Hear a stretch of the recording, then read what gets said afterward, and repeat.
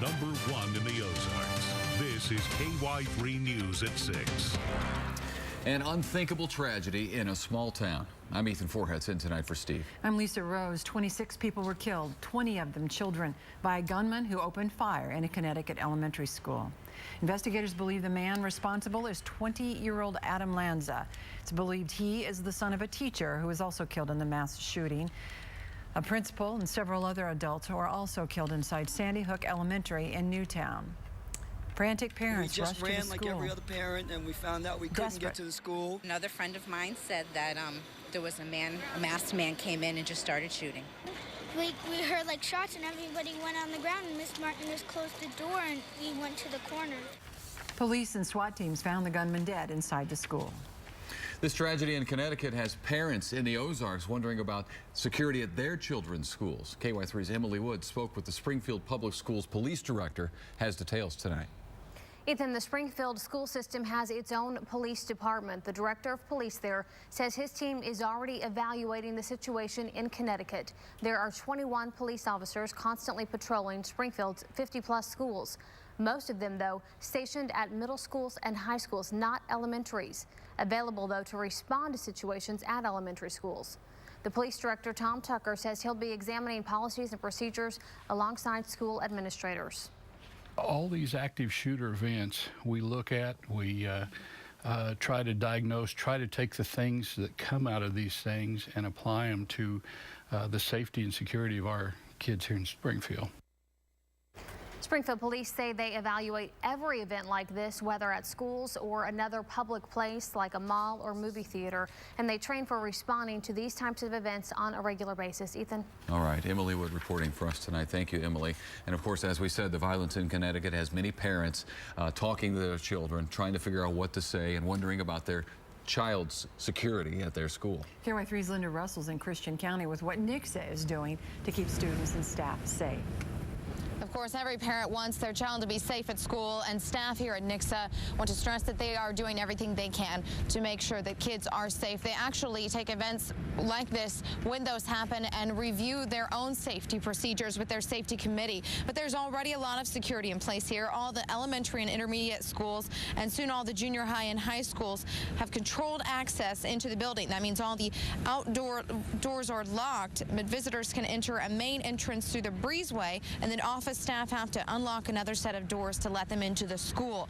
And then they check in with that front office. There are also security cameras in place, and NICSA school resource officers are actually armed deputies with the Christian County Sheriff's Department. Students also practice lockdown procedures, and staff are trained to react in an emergency. It teaches them not to just kind of sit there and hide. It does teach them to fight back if they need to, or how to secure themselves in a classroom if we go into a lockdown situation. Here we have security, which helps. You know, you can't get in the door unless, you know, if you look suspicious, they're not going to let you in. And again, NICSA staff tell us they will be reviewing their safety procedures after this event. They will also have counselors available for students if they're feeling any fear or grief because of this tragedy.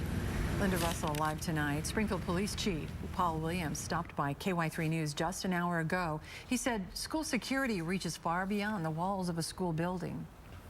It's our position to be vigilant. So it involves everybody, not just the police, not just the school administrators and the teachers and the parents, but everybody working together as a community to try to see if something's going to happen. Gun control is not something that would prevent something like this, because my 30 years of experience, a bad guy wants to do something with a firearm, they're going to go find it somewhere. You never know what people are capable of. As Springfield parents picked up their students at Portland Elementary, they reflected on the day's horrific events. Parents immediately thought of their children and their safety after hearing the news. One mother says all she wanted to do was pick up her kids and just give them a big hug. Another father told us he feels his son is safe at school, but it's hard not to be concerned after seeing something like they saw today. Because that's all I could think about was my 5-year-old today. Both my kids. I mean, I just can't imagine why would somebody do something like that. It's flipped me upside down, really. To just imagine, you know, what those little kids were going through before it happened. I I'm speechless, you know. And I think a lot of people are speechless. It's beyond words, really. Discussing this deadly school shooting with a child certainly isn't an easy task for a parent, nor should it be taken lightly. You know, therapists who treat childhood trauma offered some advice today, a lot of it actually. Before ever talking to a child, parents should come to terms with their own feelings about the massacre and then find out what your child has heard and try to dispel any rumors and be honest. The child is scared, ask what their fear is specifically and address it. You can explain to a child it is normal to feel that way. And lastly, assure them that you are doing everything you can to keep them safe.